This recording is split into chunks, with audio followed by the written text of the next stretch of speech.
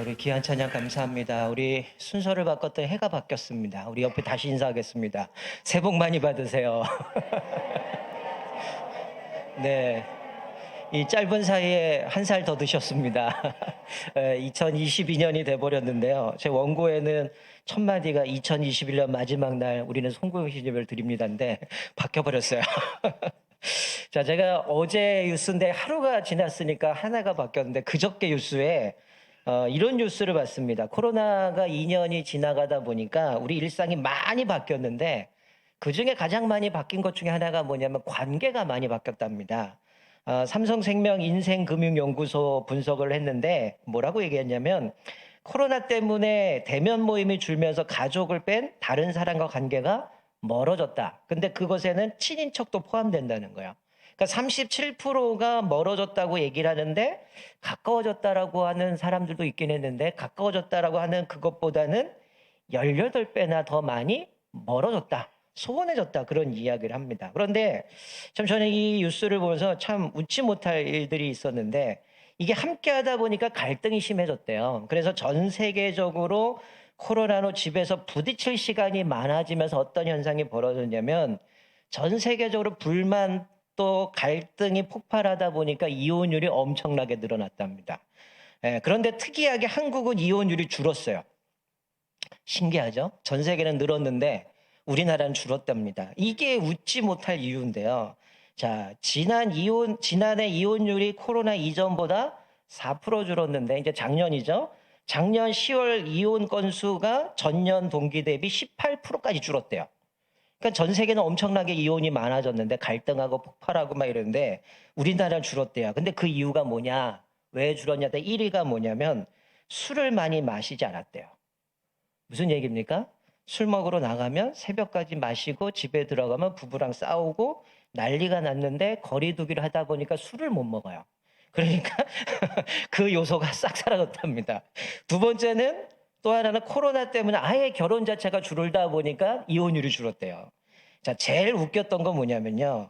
참 이게 씁쓸한데요. 가세가 기울면서 이혼을 하고 싶어도 재산 분할할 게 없어서 이혼 못 한답니다. 그래서 우리나라는 이혼율이 확 줄었다는 거예요. 그러면서 또 하나 어떤 얘기가 나오냐면 첫 번째는 관계가 좀 이게 소원해졌다 이렇게 했는데 두 번째는 이 코로나가 2년이 지나가면서 어떤 또 변화가 일어났냐면 아마 제가 작년 이맘때쯤 한번 욜로란 얘기를 했는데 이제 내년이 되면 뭐 올해와 별반 다르지 않겠는데 내년이 되면 이런 얘기가 나올 거랍니다. 욜로 종말. 욜로가 뭔죠?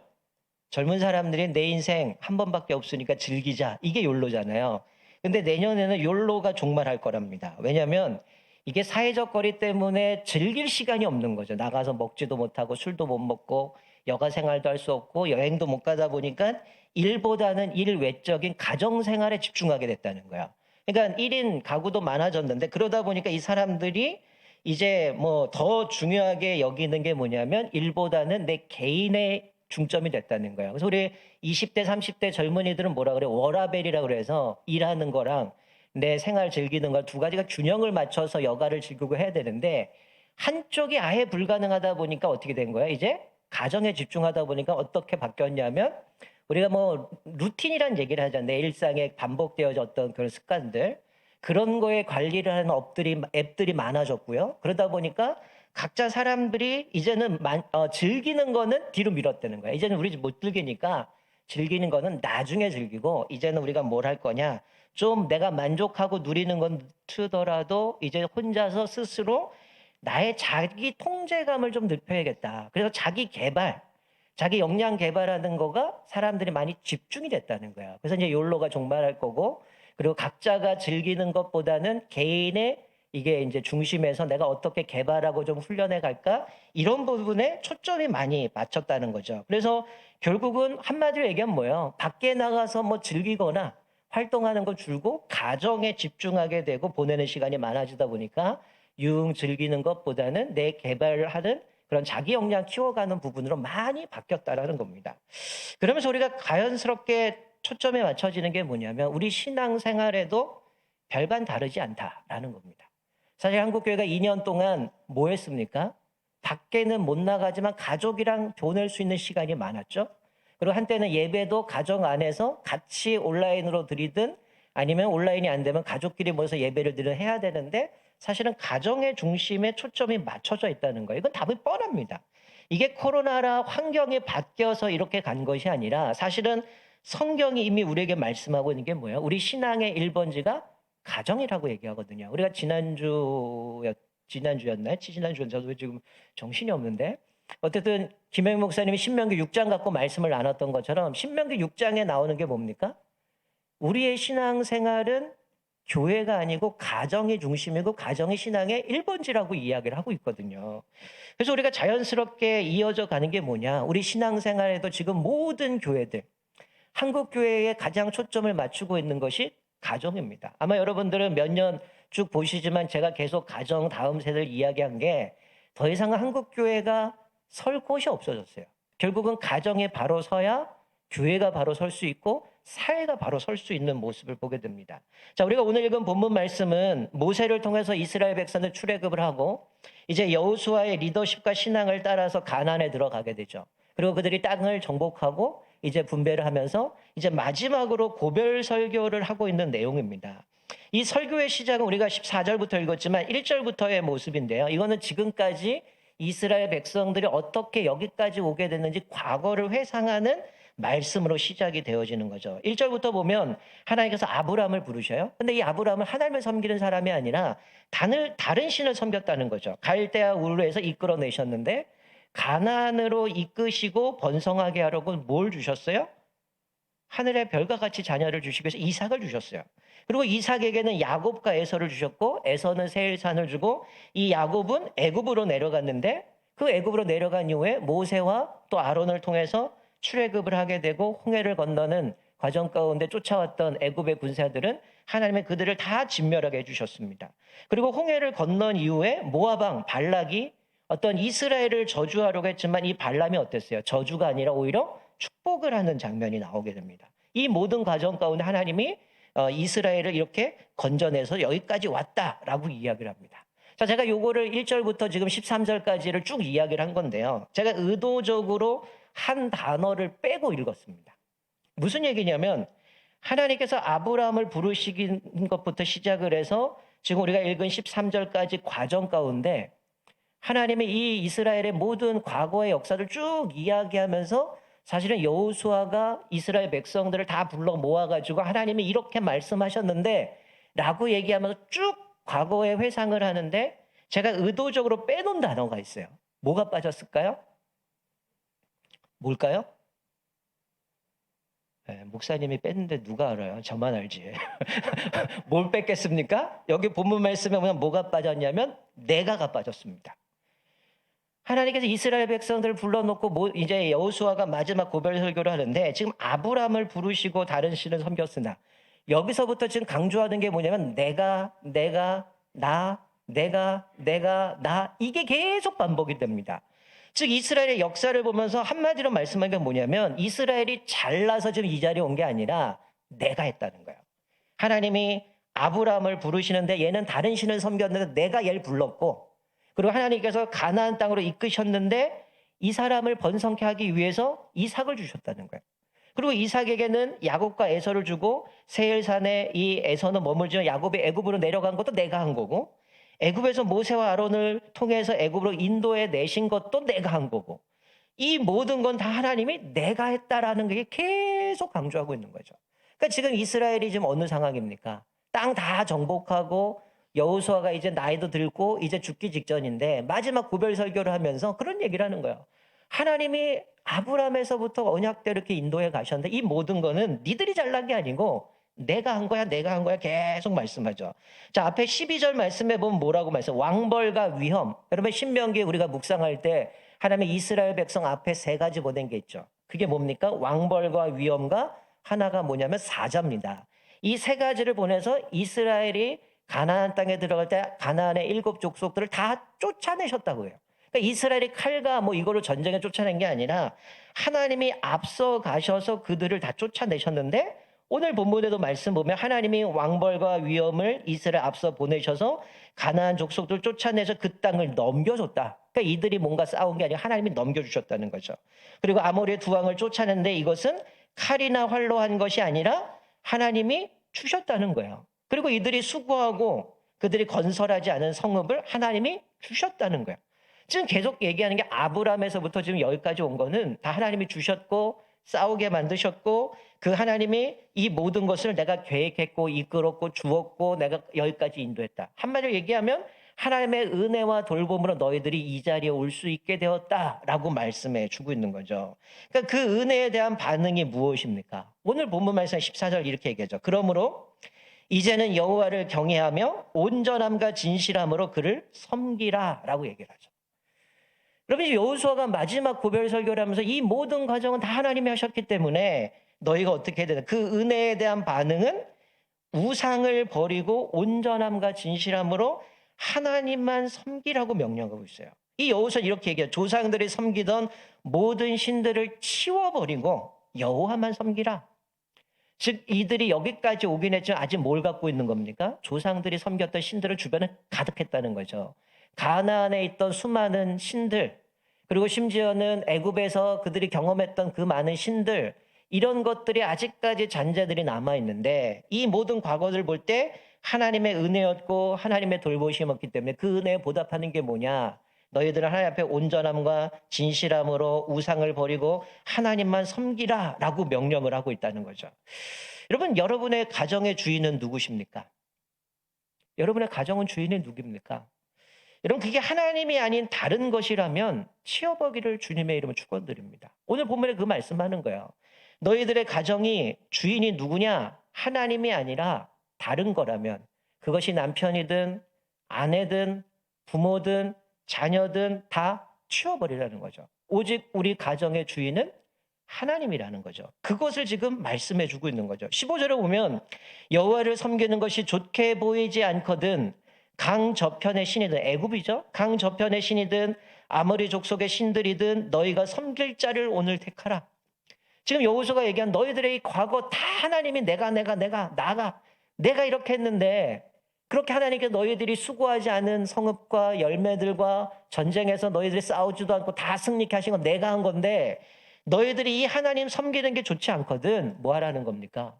강 건너편에 있는 애굽이든 아니면 가나안 땅에 있는 일곱 족속이든 아니면 여기 아모리 족속의 신들이든 너희가 섬길 자를 택하라라고 얘기를 하는 거죠. 지금까지 너희가 여기까지 온 거 하나님이 하신 건데 너희들 하나님 필요 없다 그러면 전에 섬겼던 400년 동안 애굽에서 종살이 하면서 그들이 섬겼던 그 신들 그거 쫓아가든지 아니면 이 아모리 족속 가나안 땅에 있는 음란하고 아주 가증한 그 신들 섬기는 것처럼 너희들과 섬기든지 그거를 선택하라라고 얘기를 하는 거죠. 자, 15절 뒷부분에 뭐라고 얘기합니까? 여호수아는 그러나 오직 나와 내 집은 여호와를 섬기겠노라라고 말씀합니다. 지금 이것은 뭐 하는 거예요? 이스라엘 백성들에게 너희들 이거 선택하든 이거 선택해가 아니죠. 사실 뭘 얘기하는 겁니까? 야, 지금까지 하나님이 이렇게 인도하셔갖고 은혜 보시 여기 왔는데 너희들이 그 신들을 찾아가겠느냐? 그 신들이 너희들을 인도했다고 생각하느냐? 이거 하나님이 하셨는데 나는 하나님 섬길 거야. 그러니 너희들 택하라 라고 얘기하는 건 뭡니까? 그러니 애굽으로 가든 아니면 가나안 족속에 있는 신들을 섬기든 그 신 섬겨가 아니라 뭐예요? 이 하나님이 나에게 이렇게 은혜 주셨고 너희들 은혜 주셨는데 나는 하나님 섬길 거니까 뭐 하라는 거야? 너희도 하나님을 섬겨야 된다. 그래서 온전함과 하나님 앞에 바르게 그것을 섬겨야 되고 우상들을 치워버리라고 말씀해 주고 있는 거죠. 여러분, 오늘 이 뒤에 현수막을 보시면 아시겠지만 2020년 우리들의 비전은 믿음의 가문을 세우는 겁니다. 여러분, 2022년에 다른 거 관심 갖지 마세요. 다른 거 관심 갖지 마세요. 아마 여러분들은 2022년에 뭘 계획을 하고 뭘 초점을 맞추고 한 해를 돌아볼까 여러 가지 고민을 하겠지만 여러분, 이 시대가 시대인 만큼 가정이 바로 서 있지 않으면 우리 인생 끝납니다. 저희가 코로나 2년도 지나기 전에 이미 그 전에 과거들을 보면 가정들이 무너지기 시작했고요. 가정의 신앙의 1번지가 무너져 버리다 보니까 신앙의 유산이 끊어져 버리기 시작을 하고요. 마지막 보루가 가정인데 가정에 서 있지 않다면 이제는 우리들의 가정, 한국교회는 더 이상 기대할 게 없다는 겁니다. 끝났다는 겁니다. 이런 더 이상 양보하지도 마시고요. 타협하지도 마시고요. 정말 목숨 거시고 달려가셔야 돼요. 여유 생기면 내 자녀 신앙으로 양육하겠다. 그럼 그 감은 끝난 겁니다. 그 공동체는 끝난 겁니다. 한국이 그런 생각을 갖고 있다. 한국은 끝난 겁니다. 이런 더 이상 우리가 다른 것에 집중하고 다른 것에 우선순위를 두고 살아간다면 여러분 우리 속담에 소 잃고 외양간 고친다고 그 꼴 나는 겁니다. 자녀들에게 신앙 유산 물려주지 못했고 부모 세대가 신앙을 저버렸는데 그 가문이 그 뒤에 뭐가 나오겠어요? 결국 여호수아 뒤에 사사시대 보면 어떻습니까? 다른 세대라고 얘기하잖아요. 하나님 모르는 세대. 가정에서 신앙이 끊어져 버리고 유산이 물려지지 못하고 신앙이 이어져 가지 못하니까 또 다른 세대는 하나님은 모르는 세대가 돼버려서 결국 그 공동체는 무너져 버리고 과연 이들이 하나님이 어떤 분이신지 하나님이 그들에게 어떤 일을 행하셨는지조차도 모른다는 거죠. 그러니까 이들이 왜 우리가 지금 가나안 땅에 와 있는지조차도 모르는 거예요. 어떻게 여기 오게 됐는지, 어떻게 애굽에서 400년 동안 있다가 여기 와서 살지 도저히 이해를 못하는 거죠. 그러나 이 신앙의 유산이 물렸다. 야, 우리는 노예였어. 그럼 하나님의 은혜로 우리가 여기까지 오게 됐고 내가 전쟁하지도 않았는데 하나님이 다 싸워주셔서 이 땅 우리에게 주신 거고 이 모든 걸 우리에게 누리게 하신 하나님의 은혜라는 걸 기억했다면 이들이 그렇게 흘러가지 않았겠죠. 그래서 우리가 2022년에 믿음의 가문을 세우라는 비전을 가지고 우리가 모든 일을 여기에 초점을 맞출 겁니다. 어쩌면 여기 연세 드신 분들은 그런 생각을 할 거예요. 저도 여기서 뭐 예전에도 교육을 담당을 하다 보니까 늘 다음 세대를 얘기하지만 이게 제가 교육을 전공하고 교육을 했기 때문에가 아니고요. 한국교회가 유일하게 살 수 있는 방법은 신앙의 유산을 물려주고 가정이 건강하게 세워지셔야 교회가 살아나고요. 한국교회가 살아납니다. 아시잖아요. 한국교회가 도대체 이 대한민국에 얼마나 영향을 끼칩니까? 왜 그렇겠어요? 예수 믿는다고 하고 믿음이 있다라고 하는데 우리들 삶의 수준은 믿지 않는 사람과 똑같은 삶을 살아보니까 기대감이 없는 거죠. 이 사람들 뭔가 달라야 되는데 예수님의 냄새가 나야 되는 냄새는 안 나고 나랑 별반 다르지 않으니까 우리를 향해서 사람들이 어떤 색안경을 끼고 그렇게 보죠. 물론 과한 부분이 있어요. 소수를 보고 마치 그게 다인 양 그렇게 이야기를 하고 있는 부분이지만 자 우리 연수목에 보시면 자 소리 첫 번째가 뭡니까? 우리 부모님들. 그리고 제가 가로로 조부모님도 넣습니다. 그리고 우리 부모님들, 조부모님들이 뭐 하셔야 됩니까? 가정에서 영적 리더가 되셔야 됩니다. 여러분, 내 자녀가 신앙이 없어도요, 조부모가 믿음으로 굳건하게 서가면요, 우리 손주들은 바뀝니다. 믿음이 자랍니다. 이 아이들이 성장합니다. 여러분, 왜 제가 조부모를 계속 강조할까요? 여러분의 조부모님들의 자녀들의 신앙이 유산이 잘 물려가지 못해서 이 아이들이 신앙이 끝날 때도 있어요. 물론 그 연령이 높아지고 이미 60 넘어갈 수도 있습니다. 왜냐하면 우리 시대가 너무 힘들었기 때문에 살기 바빴기 때문에 사실은 신앙생활보다는 우리 남자분들은 어때요? 돈 버는 게 내 삶의 의무라고 생각을 했거든요. 근데 지금 시대가 흘러가 보니까 어떻게 해요? 사는 거는 그래도 뭐 집이 있고 먹을 게 있고 살아가는 줄 모르겠지만 신앙은 없는 거죠. 그러니까 이어져 가지 못하다 보니까 그래도 우리 조부모님도 우리 권사님들이나 이런 분들은 나름대로 신앙생활 하는데 제가 얘기하잖아요. 이분 돌아가시면 과연 자녀들이 교회에 남아서 신앙을 생활할 사람이 얼마나 있느냐. 한 분 돌아가시면 가문이 사라집니다. 왜 그럴까요? 신앙생활이 사라져버리기 때문이라는 거죠. 유산이 이어지지 않았기 때문이라는 거예요. 그래서 우리 조부모님들, 부모님들은 2022년 한 해 동안 뭐 하셔야 됩니까? 여러분의 가정의 영적인 리더가 되도록 목숨을 거셔야 됩니다. 그래서 뭘 하셔야 되느냐? 한 해 동안 우리 특별히 우리 가장들, 남자분들 뭐 하셔야 됩니까? 여러분들 가정에서 믿음의 제사장입니다. 제사장의 역할들을 회복하시기 바랍니다. 아버지가 바로 서야 되고요. 어머니가 다시 기도를 해야 가정의 자녀들이 믿음으로 자라갈 수 있다는 거예요. 부모들은 먼저 뭐 해야 돼? 영적인 강한 리더가 되셔 뭐 하셔? 더 많이 기도하시고 더 많이 말씀 읽으시고 하나님 앞에 집중하세요. 여러분들이 바로 서야 자녀들이 여러분의 모습을 보고 신앙을 따라갈 겁니다. 요즘 시대 워낙 힘들다 보니까 여러분들이 기도 안 하고 여러분이 말씀 읽지 않고 그냥 세상 사람들이 가지고 있는 가치관들 드라마에 투영되어 있는 여러 가지 문화들을 그대로 가지고 와서 자녀들을 양육해 보십시오. 그 아이들이 성공하나? 신앙 다 까먹고요. 그 인생 끝납니다. 지금 한국교회가 그렇게 무너지고 있다는 거예요. 죄송한 얘기지만 여러분 밤에 뭐 하세요? 다 드라마 보잖아요. 드라마가 얘기하는 게 뭡니까? 세상 가치관이거든요. 그거 보고 동경하고 즐거워하고 그런 모습을 늘 같이 가정에서 보내는데 과연 여러분 일주일 동안 자녀들과 신앙을 같이 나누고 고민하고 기도하고 말씀 나누고 이런 모습들을 자녀들에게 보여주고 계십니까? 여러분의 부모님들, 조부모님들이 먼저 세속적인 가치관들이 아니라 정말로 바른 믿음을 가지고 영적 리더가 돼서 가정을 이끌어 가셔야 된다는 거죠. 여러분 이제 3월이 되면 지금 벌써 준비를 하고 있는데요. 한 6주 정도 행복한 부모 교실을 할 겁니다. 이게 부모가 내 자녀가 뭐 유치원 아이든 아니면 아동부 아이들이든 중고등부 청년이든 아니면 이미 성장해서 결혼을 했든 그거 상관없이 우리 부모들이 어떻게 하면 기독 학부모로서 기독교인의 부모로서 어떻게 자녀들 양육하고 또 자녀들 가정들을 어떻게 이끌어갈 것인가를 다시 한번 점검해서 깊이 좀 나누려고 한 6주 정도 지금 계획을 하고 3월 달부터 진행을 할 텐데 여러분 기회가 되시면 시간을 없어서가 아니라 여러분이 안 내서 그러는 거죠. 여러분 얼마든지 드라마나 TV나 이건 다 목숨 걸고 보잖아요. 우리 남자분들 축구하면 어떻게 해요? 일찍 퇴근하잖아요. 우리 여자분들 그 시간에 알람 맞춰서 드라마 보시잖아요. 이런 정말 목숨 거셔가지고 정말 내가 좀 영적으로 성장해서 우리 자녀들 어떻게 신앙을 유산을 물려줄 까 고민하셔야 돼요. 그리고 아까 말씀드렸던 것처럼 요즘 코로나 때문에 뭐 우울증 여러 가지 뭐 코로나 블루 뭐 여러 가지 많은 어려움들이 있지만 좀 이 상담소를 운영하면서 좀 같이 그런 부분들도 고민하고 전문성을 가지고 또 여러분들 좀 케어하려고 하는 부분이 있고요. 자, 두 번째는 뭐 이거는 늘 제가 얘기했던 부분이에요. 자녀들은 어떻게 됩니까? 부모를 통해서 믿음의 유산을 계승해야 된다는 겁니다. 물론 이거는 그 기본이 뭐예요? 부모가 바로 서야 자녀들이 믿음으로 세워져 가겠죠. 여러분 이게 물론 이렇게 하라고 제가 얘기하면 분명히 100% 부모들한테 맞을 겁니다. 근데 자녀들이 뭐 하셔야 돼요?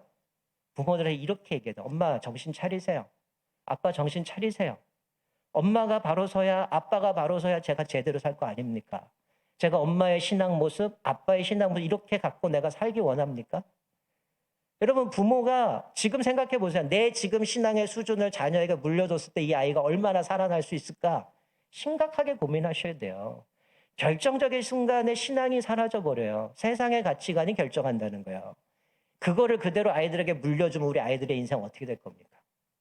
여러분 자녀들은 부모의 신앙의 유산을 물려받으려면 앞에 영적인 리더가 되셔서 부모가 자녀들의 신앙의 유산을 물려주고 가야 되는 거죠. 요즘 시대 아이들 얼마나 세상에 유혹거리가 많습니까? 아무리 훈련받아도 가정에 가서 무너지는 아이들이 너무 많아요. 교회에서는 은혜 받고 내가 결단하고 이렇게 살아야지 막상 갔는데 어떻게 됩니까? 부모가 안 돼. 하지 마. 먼저 학원 가. 시험 기간인데 어딜 가. 이거부터 시작을 해서 결정적인 순간에 부모가 돌리는 거죠. 제가 전에 한번 얘기했죠. 부모가 주일날 어떻게 합니까? 나 가서 너 위에 기도할 때 너는 가서 학원 가서 공부하고 와. 이 아이가 공부할까요? 무슨 생각을 할까요? 이런 생각하지 않겠어요? 아, 결정적일 때는 신앙은 제껴도 되는구나. 이거 무시해도 되는구나. 이게 그 아이들 심어집니다. 부모는 가서 기도하는 아이는 교회 안 가고 공부하러 가라. 다른 거 하라고 가라. 이게 어떤 영향을 끼치겠습니까? 언제든지 제껴도 된다는 생각을 갖고 있는 거죠. 우리 자녀들은 정말 목숨을 걸어서 우리 부모님의 신앙의 유산을 물려받는 그런 자녀들이 됐으면 좋겠어요. 만약에 내 부모가 신앙이 없다면 기도하세요. 우리 부모가 정신 차리고 정말 바른 믿음으로 세워지고 그래서 부모를 통해서 우리 가정에 다시금 든든히 서갈 수 있도록 기도했었으면 좋겠고 혹시 우리 부모가 아직 신앙이 없더라도 어떻게 합니까? 내부터 시작하면 됩니다. 나는 바로 서서 내 자녀에게는 신앙의 유산을 물려줘야죠. 우리 역대기나 열왕기 보면 수많은 왕들이 있으면 어떠했어요? 어떤 왕은 선한 왕이 있지만 그 다음에 아들은 악하기도 하고요. 아버지가 악하지만 그 자녀는 선한 왕이 나옵니다. 그걸 보면 사실 하나님의 은혜가 필요한데 내 부모가 신앙이 없더라도 그러면 부모를 위해서도 기도하지만 나부터 바꿔야 되는 거죠. 내가 바르게 서서 내 자녀에게는 신앙의 우선을 물려줘서 이 신앙을 끊어지지 않아야겠다. 그런 생각을 해야 되는 거죠. 그래서 세 번째가 뭡니까? 이 오른쪽에 붙어 있는 것처럼 가정에서 부모가 자녀를 제자로 삼으셔야 돼요. 내 가치관, 세계관이 아니라 자녀들을 주의 제자로 세워가야 되는 거죠. 그런 교회에서 우리가 양육을 하죠. 성경 공부하고 여러 가지 많은 기독교 세계관을 공부를 하지만 여러분 책 하나 뗀다고 이 사람이 제자 됩니까? 아니거든요.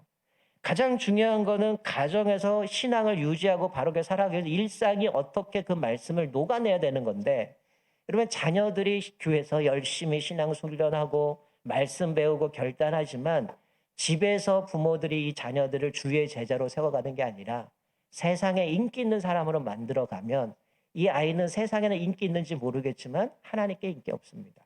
하나님 앞에 사랑받지 못한다는 거죠. 이 자녀가 정말로 하나님 앞에서 믿음으로 세워져서 하나님의 자녀가 되어지면 여러분 사실 공부해라 해라 하지 않아도 어떡합니까? 자기 앞길 갑니다. 왜? 하나님이 주신 비전이 있고요. 그것을 통해서 내가 하나님 앞에 어떻게 영광 돌지 알기 때문에 믿음으로 달려간다는 거예요. 공부해라 공부해라 네가 정신 차려야지 이거 한다고 바뀌는 거 아닙니다. 그 아이들의 마음에 정말 중심이 어디에 초점이 맞춰야 되는가를 살펴보는 거죠. 그래서 우리는 사실은 자녀를 집에서 제자로 세워가는 건 너무나 중요하다라는 거예요. 그리고 우리가 이 일을 위해서 네 번째, 몇 년 전부터 계속 기도하지만 가정과 교회가 하나 돼서 다음 세대를 세워가는 겁니다. 여러분 제가 주보에는 주일날 다시 한번 말씀을 드리겠지만 제가 주일학교 전체 공과를 바꿔버렸어요. 새로운 교재를 선택을 해서 그게 이제 가정과 교회가 연결해서 어떻게 하면 일주일 동안 부모하고도 연계성을 갖고 있고 교회와도 연결성을 갖고 있고 어떻게 일주일 동안 신앙으로 바르게 세워갈 것인가 잘 짜진 교재가 있습니다. 처음에는 거기에는 주일학교 아이들은 큐티가 없다 그래서 우리가 지금 했던 매일 성경으로 가기로 했다가 지금은 그게 좀 개발이 되고 이래서 아이들에게 영상으로 제공해주고 큐티도 여러분들이 주중에 바쁘면 이 책 피고 묵상하기 어려우니까 짧은 영상을 만들어서 그거를 큐티할 수 있도록 다 갖춰놓은 게 있어요. 그래서 그거를 바꾸려고 합니다. 여러분 주일날 이제 주보를 받은 제가 광고 중에 하나에 나왔어요. 아무리 바빠도 일주일에 한 번 가정 예배를 드려라. 여러분의 아까 기도 제목 적었겠지만 여러분 어떤 분은 건강의 문제도 있고 관계의 문제도 있고 신앙의 문제도 있고 경제적인 문제도 있고 우리 안에 여러 가지 많은 문제들이 있어요. 그 문제를 해결할 수 있는 가장 근본적인 건 뭔지 아세요? 여러분의 가정에서 가정 예배가 회복되면 여러 문제는 해결이 되어집니다. 내가 집에서 하나님을 신뢰하지 않고 하나님을 바라보지 않으면 어떻게 될까요?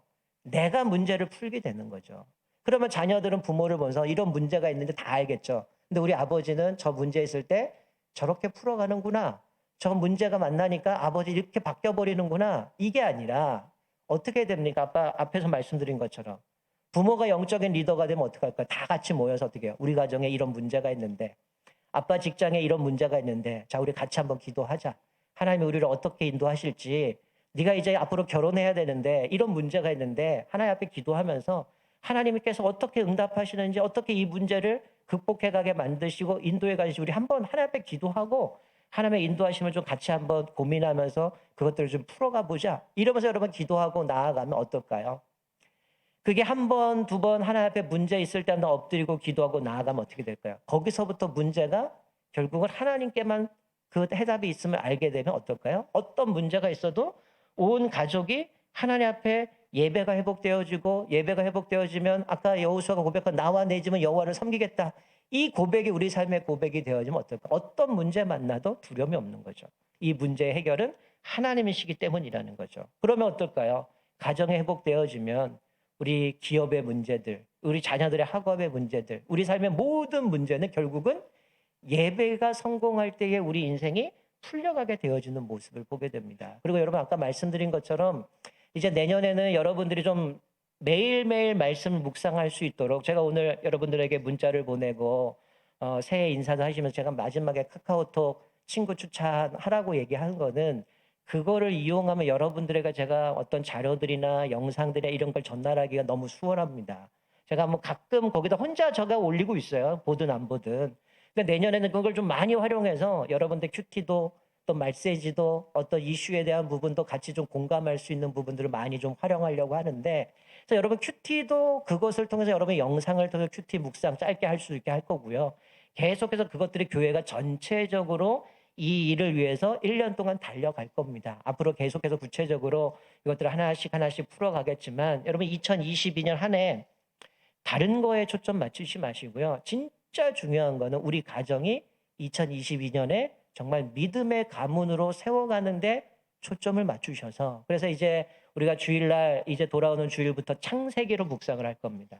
창세기부터 이제 한 5개월 정도 우리가 창세기를 좀 깊이 좀 묵상을 하면서 주일학교를 가든 우리가 뭐 구역들이 모이든 같이 본문을 가지고 같이 고민하고 나누면서 온 성도 한 포인트를 가지고 같이 묵상하며 갈 건데 어쨌든 우리가 이 과정을 통해서 2022년에는 좀 여러분의 가정이 좀 회복되시면 좋겠고요. 그리고 우리 부모님들, 조부모님들이 영적인 리더가 돼서 가정에서 자녀들을 주의 제자로 세워가시고 또 우리 자녀들이 신앙의 유산을 물려받아서 하나님 앞에서 1년 동안 정말 우리 가정이 아무리 힘들고 어려운 상황일지라도 흔들리지 않는 믿음 가운데 하나님 앞에서 오히려 기뻐하고 감사하고 늘 감격 있고 하나님이 주시는 그 소망 가운데 1년 동안 승리하며 살아가는 저와 여러분 되시기를 주님의 이름으로 축원드립니다. 아멘. 우리 다 같이 한번 일어나시고요. 자, 우리 제가 620장